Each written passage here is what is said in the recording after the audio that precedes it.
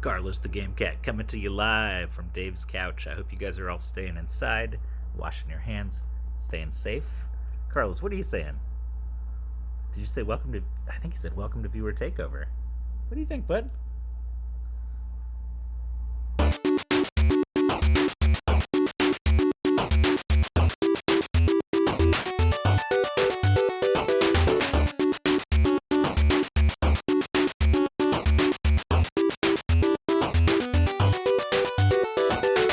This is Viewer Takeover, where we film every Monday night, and I bring it to YouTube every Tuesday whenever I get around to editing it. That's what I meant to say the first time that I edited it out, but you didn't see that, so pretend I didn't say anything. My name's Brian Paul from this channel right here, Without Parole, and these guys with me on different sides of the... I can't deal with this Discord. Why are you screwing with me? Changing it up. Where am I now? You're on the far right. You're on the far right. Oh, shit. You're like a weird political statement you're making over there, buddy. Where am I at? Am I in the center now? You're very much in the center now, yeah. Oh, I used to be in the center, and I feel like I got like you get demoted to the side at a certain point. Yeah, but you've been. So it's good to be back. You've been re-promoted. You're now hosting the show, Dave. God. Hey, so what do we do each week on the show? Actually, first some housekeeping. Yeah, we got to thank a bunch of people. Check the links below. Yeah, we got to thank people, but also check the links down there because you could hang out with us on the Discord, which is always a great thing. Did you put a link to AJ's Twitter? Never. Nope. But you should put a link. I'm losing. But I'm losing Twitter followers by the day, man. Follow all of us on put Twitter. all Of our Twitter handles are now underneath our feeds here. So make sure you follow all of us on Twitter. How about that? Oh, what's up, Carlos? There he is. There's Carlos. Again, just like the intro. And the first person we want to thank this week on Viewer Takeover is, in fact, Carlos. Didn't make me mad. Carlos, who introduced this week's show. Now, I mean, I made the video. It's not like he did. No, but we don't care about you. We care about Carlos. I just assumed Carlos was using a selfie stick. No. I've got him one of those, but he can't figure it out. The opposable thumb is He's a problem. Too old. Yeah, he's too old. So, but this guys, this is what happens when you don't send Viewer Takeover introductions. We have to make our own Viewer Takeover introductions, and we're not the viewers, man. I don't even watch this when it's over, so that's really it doesn't make any sense at all. So make sure you send your short, sweet, seductive Viewer Takeover intro to withoutparole@gmail.com. Keep it short, keep it simple, keep it sexy. Oh, I can tell you for sure, sexy. Carlos is not actually a viewer because he does not give a shit what I'm doing ever. Like typical cat thing. Yeah. He's never seen what I've done. He doesn't know what I'm doing. He doesn't care. Excellent. So, but of course, Carlos isn't the only person we want to thank this week.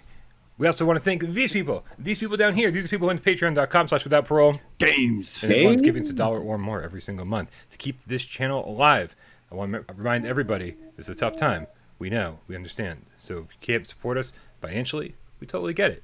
But if you can, we really appreciate your support. Thank you very much for doing so. But that's not the only people we want to thank now, is it, Brian? Of course not. Who else do we want to thank this week, AJ? We would like to thank those who change their name to something GameCat or something GameCat adjacent, as you like to say. Yeah. Just another way you can show your support. Change your YouTube name to something GameCat. Brian Paul the GameCat. And then you put hashtag GameCat on a comment on any video, not on a live stream, and we will give you a shout out because we love you. And we have one special, very special GameCat to welcome into the GameCat Dojo. I'll tell you who it's going to be. It's going to be War and Gore, the goriest GameCat. Now, you said that like it was War and Gore, which sounds way more metal and way more like something you'd like.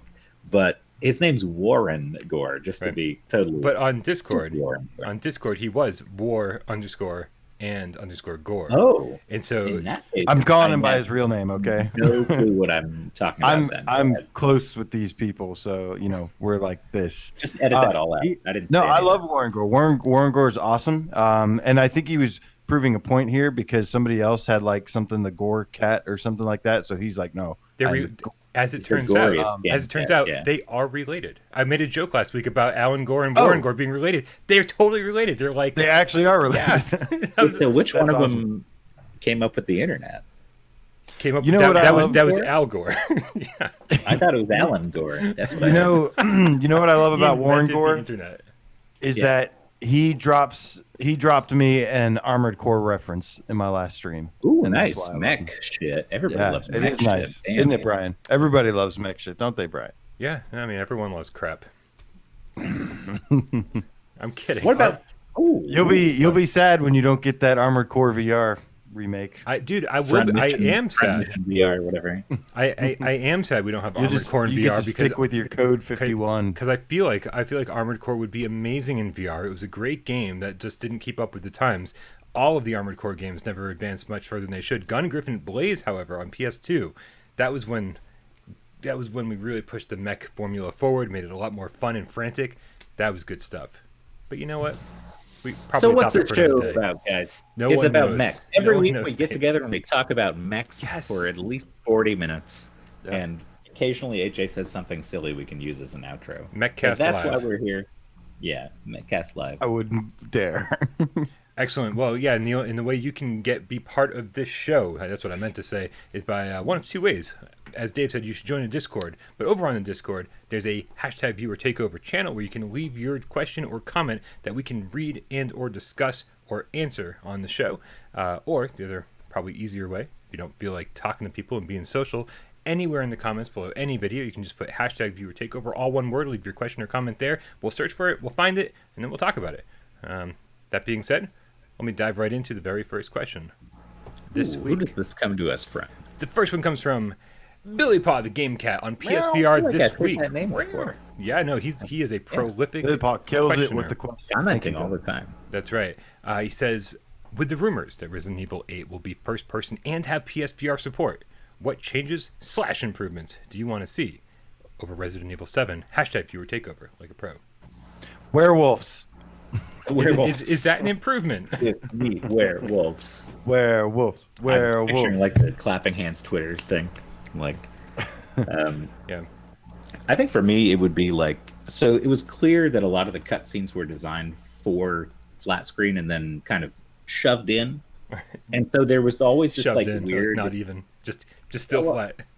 No, but there were also moments like that were cinematic stuff that wasn't like rendered separately, but like it would cut for a second to black, and then you'd be in a different segment, and it was kind of immersion breaking, and you could tell like, okay, this is the part where they had to figure out how to render this in VR, and there's like a weird hiccup in the middle. Am I frozen again? You're doing the Thriller dance. Am I fucking frozen? God damn it! I should just put on my Thriller jacket. Thriller. I want Thriller. By the time I get back, I'll have my Thriller jacket on. Hold on. When it unfreezes, I'll be wearing the Thriller jacket.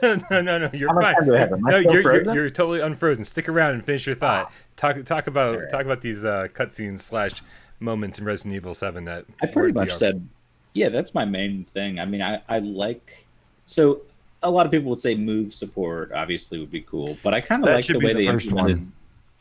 I like the way they did it with the DualShock 4. Honestly, I'm not too worried about adding move support. I think that should definitely be the first. Let's take one at a time here. I'd love to talk about move support, but I want to finish the thoughts on the cutscenes here.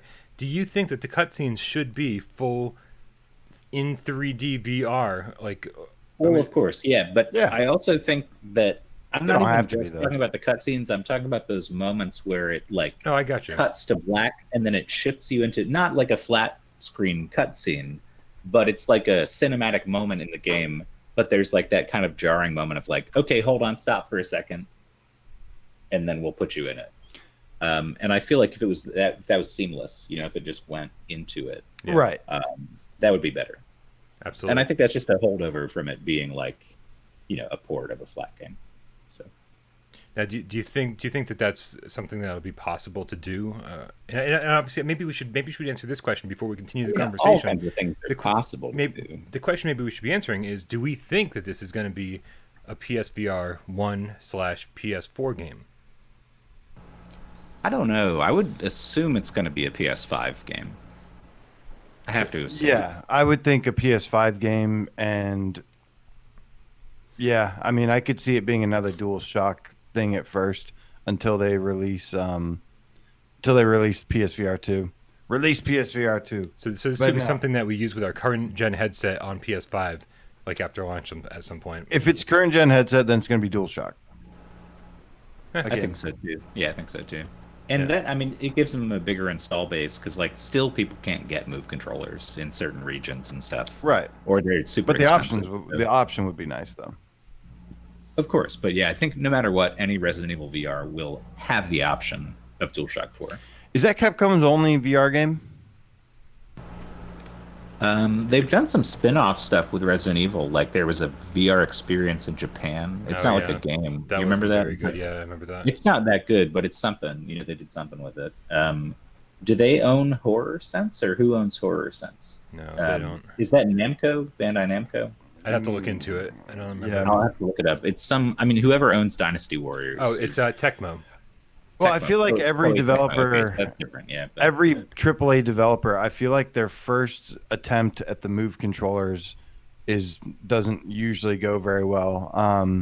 Luckily Bethesda listened to feedback and was able to, kind of lay the groundwork for the standard of what it should be. But I'd be totally fine playing it with DualShock again, though. I'd be totally fine playing it with the DualShock, but I think the number one thing we hear from everybody is always, I haven't played this because it doesn't have move support, or I only play VR games that have move support, or whatever. This game would have been so much better. I mean, it's kind of, no matter when I stream Resident Evil 7, whether it be closer to launch or closer to now, that's the comment I hear incessantly. And so for those people, I would love move support. And honestly, I always say this about VR games. There's something about the DualShock 4 that gives me a sense of safety, where I'm like, I kind of crouch or just kind of huddle up on my couch and be like, I'm playing and I'm scared and I'm doing this thing. But when you're in VR with move controllers, suddenly your hands are in the world. You feel like you're just like wide open and susceptible to attacks, and like you see your hands, and for some reason that in the game makes things scarier to me. And so I would love move support for Resident Evil 8, just to kind of like increase the immersion level and increase the fear factor. I think that would be kind of cool. I think the thing that would make it scarier is people won't even realize this till they try it with move controllers, but your aim is going to go down significantly if you're not head tracking. Yeah. You are going to suck at shooting if you go to move controllers, expecting, R7 at the same time. Like your accuracy is just going to take a huge dive off the cliff. So that could be scary in a way. I mean, that could add to the like tension of like, oh shit, I really have to be careful about my shots and make sure I line it up right. Or it could make people just want to play with the DualShock 4, which I feel like I might end up doing even if it has move support, if that's the case, just so I don't have to worry about, wasting ammo all the time. I like the idea of kind of like, sorry, AJ, I like the idea of like more about peeking around the corner and like picking bad guys off like down the hallway. I mean, you can kind of do that already, but not quite to the extent of the freedom that an arm would allow. So that's I don't know. I think it would be advantageous and a disadvantage, as you said.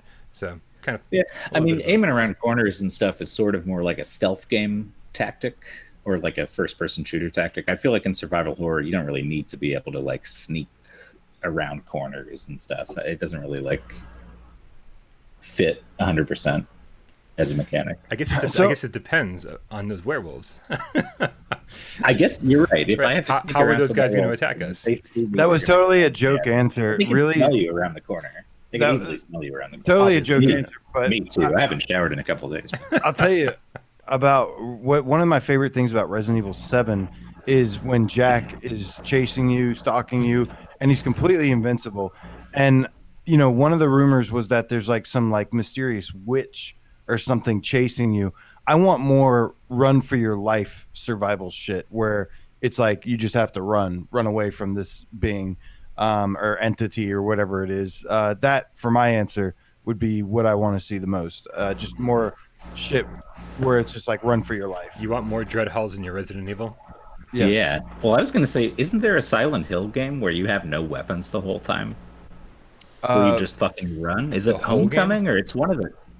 I think there's a Silent Hill game that I played that I remember being like, at least you had very limited. Yeah, that was like everyone. They would give you, they wouldn't give you a gun till like the very end. I thought there was one where that was like a main mechanic. Anyways, I don't know if that's true. They give you like a pistol and a knife or something, and a spoon. There were so many of those. I don't even remember how much time I spent with Homecoming, or even Silent Hill 4: The Room. I don't really remember having weapons in that game, but that was a long time ago. So, all right, we should probably move on. Next question. Yep. All right, so this is a 3-parter. This comes from Bob Mack. What's up, dude? Via the Discord, says #viewer takeover. And we're going to answer this in 3 parts. So the first one is hashtag viewer takeover, like a pro. It says, Brian. Hey. AJ. Hello. And Dave. Ooh, Do you find it frustrating when viewers constantly ask you about when a certain game is coming out? Like, you know the release date, but forgot to tell anyone. That is the first question. I think it's frustrating when we are constantly telling people we will tell you when we can tell you, and then there's a question in the comments, when is Saints and Sinners coming out? And you answer and you say, hey, just to let you know, the official release date was moved from Q1 to spring 2020, and so it's anytime between now and 2 months from now. And then the very next comment is, when Saints and Sinners coming out? And then the next comment after that, when Saints and Sinners coming out? So it's like people are commenting and not reading the comments that were posted right before them to see if, hey, maybe this question was already answered 100 times over. But it's I've got a different answer for each of these questions that he asked, and this one, simple for me. No, that doesn't bother me when people want to know when a certain game is coming out or something, because they just want to know when it's coming out, and just to see if we're able to say or whatnot. And that's not the question he asked, AJ. He asked, is it find it frustrating when viewers constantly ask you? Constantly ask. Well, I don't think it's frustrating, but because of the way we handled it last time was that we were just like, look, when we kind of just addressed it directly, and we were just like, if we know or when they announce something, we will let you know, but nobody knows right now. So yeah, and so like I felt good about addressing that, because I don't think we got asked about Saints and Sinners, unless I just missed it. We didn't have like 20 people asking about Saints and Sinners anymore that episode. So you're talking about Gamescast Live specifically? Is that what you're talking about? Yeah, because I'm talking about the thousands of comments I get on Without every Parole. Every single video, right? Yeah, and it's constant. It is one comment after another. It still doesn't bother me. No, still, because I just address it directly. I just address it directly and then move on. So that's just me, though. I'm just gonna start telling people to go ask Polish Paul, man. Yeah, you want the fucking, especially if you want Gorn. Updates, Polish Paul, man. I don't give a shit. Polish Paul begins every video with a Gorn update. Exactly. There's no updates. Funny. That's beautiful. Yeah, there's no update, but he's just like starts with it. But okay, so for the second one, Dave, what about you? Does this frustrate you at all? I mean, I think I already answered the question as much as I care all right. to. I don't care that much. But yeah, I mean, I'm not the news guy, so this one you can look to if you want to. This second one definitely grinds my gears a little bit, and it says, how about when a viewer states I haven't played my PSVR in months because, first of all, you already got me mad there. But he says, because there are no good games, but when you start naming good games, they admit they've never tried them. This one does bother me when people say there's no stealth games, and for the quintillionth time I have to say play the Persistence. That one does kind of bother me a little bit when people are looking for a stealth game and haven't played the Persistence. It's just like I can't help you any more than that. But play the Persistence if you want a stealth game. Yeah, there's so many good games on PSVR. I get comments all the time, and the worst part is when people start referring to, like trailers of obvious low budget games like Good Dog, Bad Dog, and saying, this is just proof PSVR is trashed. This is why I haven't played my PSVR in months. And it's like, no, you haven't played your PSVR in months because, and it always comes down to this, because they've only bought Drunken Bar Fight and they've only bought other $10 or $12 games. And every time I talk about a game that's $25, $30, $40, $50, $60, they go, I haven't played that game. I was like, well, I know you haven't played that game because otherwise you wouldn't be talking about how there's no games on PSVR. That is no longer a legitimate complaint. There's a ton of great games. So done. Period. Is it frustrating? No, because my job is the only job I have is to review games and tell people how great they are. And if you choose not to play them or listen to our advice, well, that's on you. I've already played them and I had my enjoyment. So if you don't want to enjoy your $400 PSVR headset to its fullest capacity, that's on you. I do not care in the slightest that you're not listening to my advice. I had my fun. Yeah, I mean, you got a top. So this is the final one. It says, or how about viewers not paying attention to a review, a why we love, or a live stream of a game, and then asking you, what do you think of this game? A little frustrating? Meow. Thank you, Bob Mac. That one I know gets to you, Brian, because I know people come into streams and they start asking about a game, and and you say, hey, if only there was some place you could watch a review. Yeah, right. If only. I put so much time and energy. We all do. We all put so much time and energy into creating reviews and into getting our thoughts out there in a format where you can just Google it, and we're very fortunate that sometimes our answers pop up in response to their questions. Right. And so when you do that, or when you just decide to skip the Google part of it and ask directly, then it's like taking time away from questions that that maybe deserve better answers. The other side of this is, it can be frustrating, but also, again, I feel very fortunate to be in a position where people value our advice. And I was like, well, I'm never going to look that gift horse in the mouth. That's why it doesn't bother me too much. It's an honor that somebody would want to know. I mean, it is nice that, we do sacrifice and put in a lot of time to play these, to know this stuff. Right. But, and opinions are going to vary. That is one of the most difficult questions to ask when somebody's like, what game should I buy? And I'm like, well, I don't know what you have. I don't know what you like. I don't know what you're in the mood for. There are 500 games on PSVR. I don't know what you actually will play. So it's like, at the very least, it's like, it would be nice to kind of just know like a little something, like what kind of game, would you want to play? But yeah, all I can say is I definitely know who watches my stuff and without parole and who doesn't from this kind of stuff. There's a reason I have the top 20 list pinned to the dash of the channel, because top 20 list is the easiest way to look at the best games. Right, you stop into Without Parole, the very first thing you see is our 20 favorite games. Hopefully soon to be our 25 favorite games as soon as I get that thing edited. It's a beast. It's a beast. I haven't even started. I haven't had time. You guys can give me some voiceovers. Hint, hint, wink, I don't nudge, think we've nudge. done any voiceovers yet, have we? I know. No, not yet. I'm sure you haven't. Everything is on hold right now, but it's about to come back to normal again. Excellent. But yeah, Dave, do you have any thoughts on this? I mean, I don't mind too much, and I don't have as many reviews out there as you or AJ might for a lot of games. So if people ask me my opinion on something, I just assume they have me here. They have me here. They're asking. I'll just answer in the moment. I'm not too, Yeah. Doesn't bother me. About it. It's fun. I love. You guys know me. I can talk about fucking PSVR games like nonstop to ad nauseum to drive you both crazy. It's the only thing I know about. I don't have any knowledge on anything else. It's video games or nothing. Right. I'm the least desirable single man in the world. Yep. All right. Should we move on to the final question? Yeah, let's do number 3. I got this one. This is from a fellow David. Ooh. Good to see you out there, fellow Daves. I wonder if we put you both next to each other, it would explode. We could do a segment of These Are the Daves I Know. You guys remember that from Kids in the Hall? Anybody else ever see Kids in the Hall? I used to love Kids in the Hall, but I don't actually remember that. Is it anyway? Reference? I think there's now Kids in the Hall. I love at least 2 Daves on there. I know Dave Foley was on. Anyways, they had this thing. These are the Daves I know. I know. These are the Daves I know. Anyways, David Atfus comments on viewer takeover, and he says, hypothetical question: if you purchased your PSVR headset and could only use it to play just one game, is there just one game that would make your purchase seem completely justified? And why is it Astrobot Rescue Mission? Winky face. I don't know Brian's answer, but I know what Brian's. Mine and Dave's are. You don't know Brian's answer? What are your answers? Oh, sorry. Yeah, that's a whoosh. Sorry.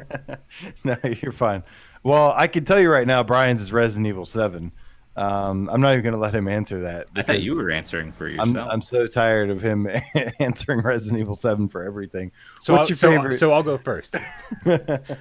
You go first. So I got to think of something. So my answer is Resident Evil 7, and here's why. Right. No, and honestly, I mean, and it's a generic answer. It's my answer for everything.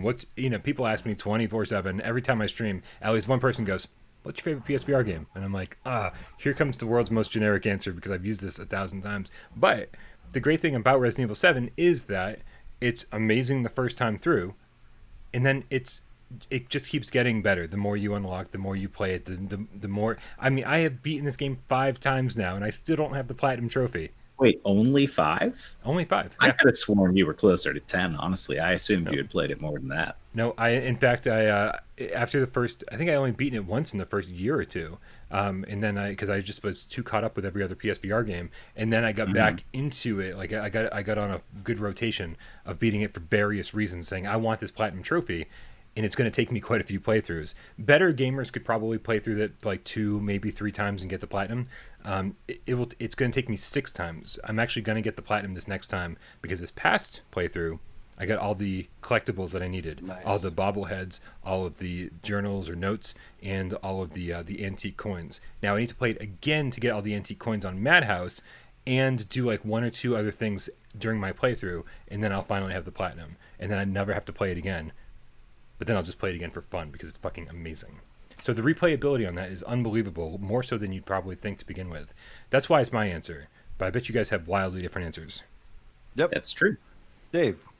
Mine would probably be, I was just thinking about this, and it's kind of a toss-up, but I'm going to go with Firewall. Because I think that came to mind for sure. Yeah, so as long as I have a group of people to play with, a community of people who could play that with me online, that could be like my Which you would VR, in my Firewall. VR app. Because a lot of people you would have somebody already. new every day to play with. Well, yeah, and there's already people who I know that just play Firewall. Right. Like, Right. it's not like they're not interested in other games, but like on a daily basis, what do you pull your PSVR headset out for? More often than not, people who are into Firewall, that's like their main use for the system. And that's cool because it shows, you can come back every night, and if you got your crew with you, it's fun. They keep adding new stuff. I've had issues with the DLC structure in the past, but I'm kind of over it at this point. And they just give us new maps and new abilities and stuff semi-regularly. So I think it's kind of a no-brainer for like what I can get the most hours of, and probably already have gotten the most hours of. So yeah, it's a good answer. Firewall. So while I love Astrobot Rescue Mission to death, that's not a game that to me is like infinitely replayable. It's more just like you play it once and it's the greatest thing on earth and all is right in the world. Second greatest thing on earth according to and our then recent list. And then you have to kind of take a break and then come back. Like it took me a minute. I had to step away from Astrobot for a little bit and then come back to it to really appreciate it again. But I'd have to say, man, there is a game that I can just play constantly, and it has this amazing variety, and I'm going to tell you why. And that game is Farpoint. And the reason is, first of all, the aim is pretty much the best controller option for the PSVR. It's the best controller. It's one of the best peripherals ever made. I've still got my sharpshooter, still got like a bunch of stuff, and I love it so much. And it's more than just a light gun game, but there's a full story campaign with an amazing story. And then there's also challenges which you can do to try and like get like the high score. So, and then there's also a co-op mode and there's a PvP. So you really get the most bang for your buck.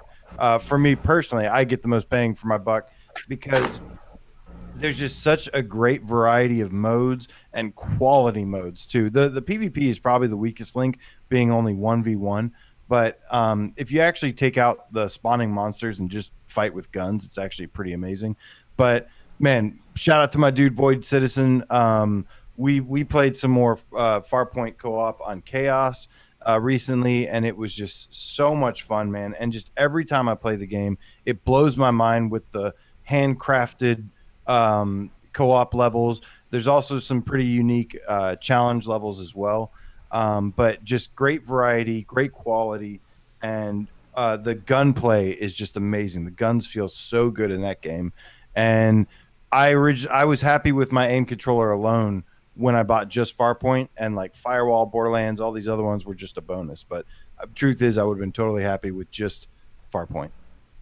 That Beat Saber is a great answer. I'm glad you said that. I was thinking about Beat Saber too, actually. Like I know people who bought a Quest just for Beat Saber. Yep. And that's like what they use it for entirely. And if I can put my own if you music had to pick one game, like that's up there for sure. I just wanted to slide into a fun tidbit. You were talking about the story for Farpoint. Right. And I've brought this up before, but I don't think everybody knows. The guy who wrote The Invisible Hours Right. also wrote the Rob story Yoatscombe. for Farpoint. And he also wrote this game Rhyme that got nominated, I think, for some narrative awards. I remember when that was coming out. Yeah. So yeah, I mean, I'm not surprised that it's good, but it is good. It's surprisingly, but when you play through, not having known that when I first booted it up, I was like, he's wow, a fantastic writer, and I would love for him to write the story for every VR game, because I just don't think anybody has written a better story than he has, in the way of his character, like his characters and the story itself have just been. He always gets really good voice actors too. I mean, Invisible Hours is incredible. It's like watching a movie unfold. Oh yeah, yeah. And Farpoint was like that same thing. It was like it was emotional for me. It was like intense, and it was believable and likable, and just really, really creative and cool. So, if you're watching, thanks for watching, and thanks for doing such a good job, Rob. Yeah, keep it up. It's like, if he follows me on Twitter, I'm assuming he probably watches the show every so often. He doesn't follow me on Twitter, unfortunately. Well, why would he? Because I've tweeted about Farpoint like 8 times, and he always like responds and talks to me, but I don't know. He's just like not enough to follow me though. Maybe this is your day, AJ. I really don't Maybe care. this is your day. I hope everybody knows how much I joke that I really don't care about Twitter followers, but he really does. Yeah, so guys, go follow him. Please, very please. You can hear the pain in it. It only decides whether or not I cry in the corner at night. But other than that, who cares? All right, guys. Thanks for joining me for another episode of Viewer Takeover. The strangest way to end the show ever, I guess. I can have one up you. Somebody told me to cut my goddamn fingernails because I'm in isolation. I cut my fingernails, you son of a bitch. There you go. There you go. Boom. You happy now? Happy? Joe, thank you so much for keeping Dave hygienic. Somebody needed to get on that. Joe, thank you for this too. Right. All right, guys. Thank you for another episode of Viewer Takeover. Make sure you go join our Discord over there. The link is in the description. Make sure you follow David Station VR. Follow AJ at PSVR Underground. Follow all of us on Twitter. That's a thing. Go to our Patreon page, patreon.com/withoutparole games. There we go. And hit us up for $1 or more every single month to keep this channel running. Also, if you don't want to see Carlos introduce every single Viewer Takeover from this point on, make sure you submit your short, simple, sweet, sexy. I know, I kind of do too. Right? I'll come up with some new poses for him, some new positions to be in. Maybe we'll get him outside. Maybe we'll get him wearing a hat. I can make a hat for a cat. Please, right? please send your Viewer Takeover intro to withoutparole@gmail.com. I don't want to see Carlos in more poses or with any fancy clothes. Yeah, because we have none in the queue. So please, we need one for next week. Send it along, and I think that's pretty much it. Make sure you submit your Viewer Takeover questions as well, because we were strangely low this week as well. So do it up, man. Do it up. Be part of the show. Make your voice heard. For another episode of Viewer Takeover, that's AJ, that's Dave, I'm Brian Paul, and we're out.